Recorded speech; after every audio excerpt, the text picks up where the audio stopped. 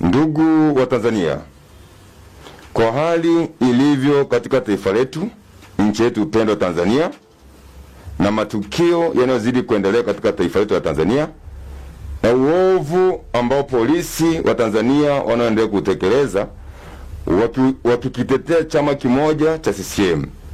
Hivyo basi, tukikumbuka ndugu zetu waliouawa tarehe 29 mwezi wa 10 mwaka wa 2025,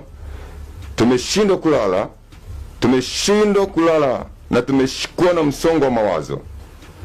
Hali hii imezidi kuwa kidonda ndugu katika taifa letu la Tanzania au katika moyo wa Tanzania.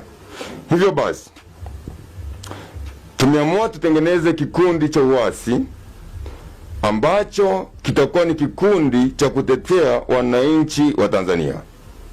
Tumeamua tujitokeze wazi, bila uoga, bila kuwa waoga kwa lolote lile, kwa sababu tumevumilia kwa muda kuona kwamba serikali hii haramu itajirekebisha au itajiita mkutano na kutaka kujua wananchi wanadai nini. Lakini bado kila kunapokucha wamekuwa wakiwaumiza wananchi, wakitia hasira kwa mioyo ya wananchi.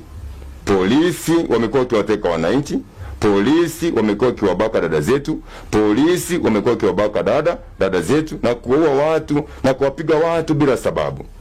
Hawajajiita mkutano wakajihoji kwa mauaji waliofanya tarehe 29 mwezi wa 10.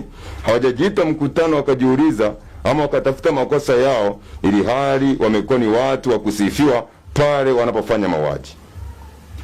Ndugu wananchi, ninaombeni kikundi hiki kinapokuja kwenu, sio kikundi cha kuangamiza wananchi, sio kikundi cha kutishia maisha ya wananchi.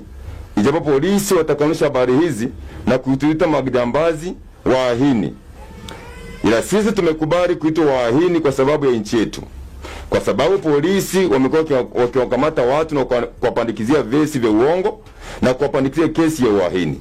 Basi neno uahini limekuwa neno la kawaida kwa jeshi la polisi. Tunachojua kwamba muahini ni mtu ambaye ameamua kuipindua serikali ama kumtoa rais madarakani, ila sisi ambao tunaitwa waahini, tunapopinga uovu tunaitwa waahini, tunapandikishwa kesi za uongo. Basi tumeamua tujitokeze hadharani ili tuwe waahini kamili. Polisi anaponiua, polisi